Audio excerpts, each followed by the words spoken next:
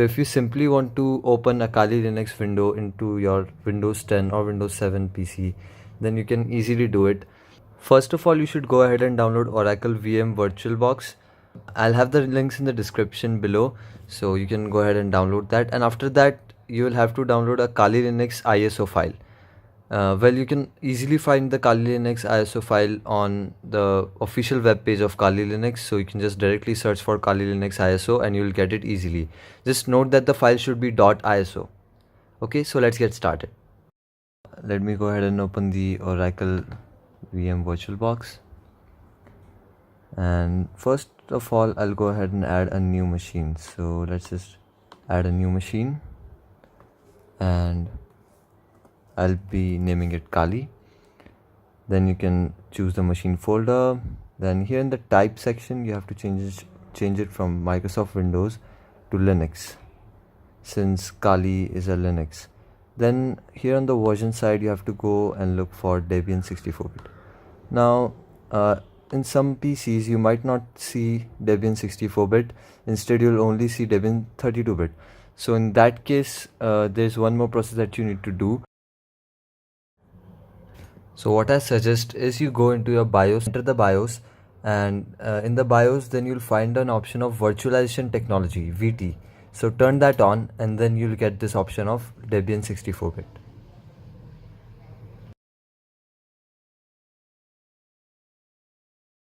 After that, you have to specify the amount of RAM that it can use, and I'll recommend half of the RAM of your system. So my system is having 8 gigs, I'll supply it 4.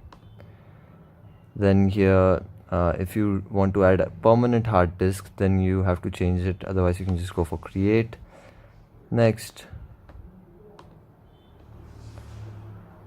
and then here you can specify the amount of storage that you want your virtual machine to take up. Let's set it to 8 GB. And hence here we have prepared it. So the main question here comes up that how to load the Kali Linux onto it. So first of all, you have to go for the settings. So okay, here they are.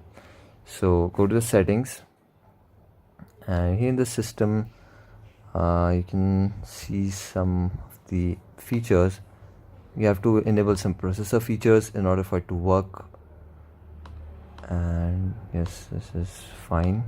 Okay, in the storage menu, as you can see here, controller IDE, this is the location where you have to upload your image file. So I'll add an optical image. Let's choose a disk. I'll add it.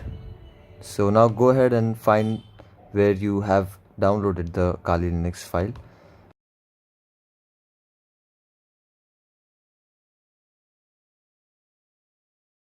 This is the disk image.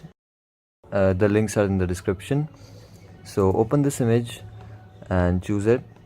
So now as you can see, you have this uploaded. Just remove this one.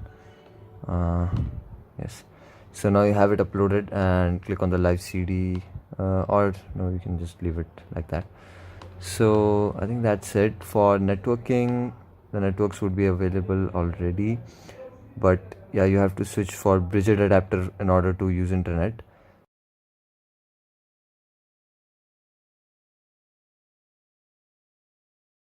Let's hit OK to save it, and now it's done. So now you can hit start button to start. Now it will take some time according to your system configurations.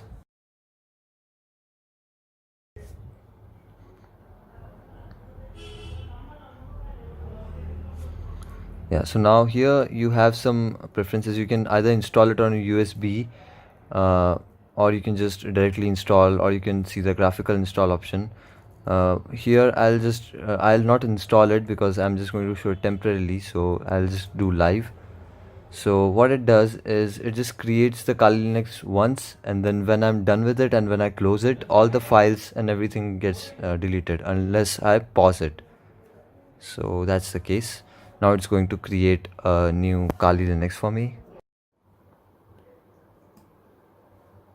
It's gonna take up some time to load and open up, so you'll have to wait. After 2 or 3 minutes, you will see this window pop up. It depends on your system and the amount of RAM you've provided it.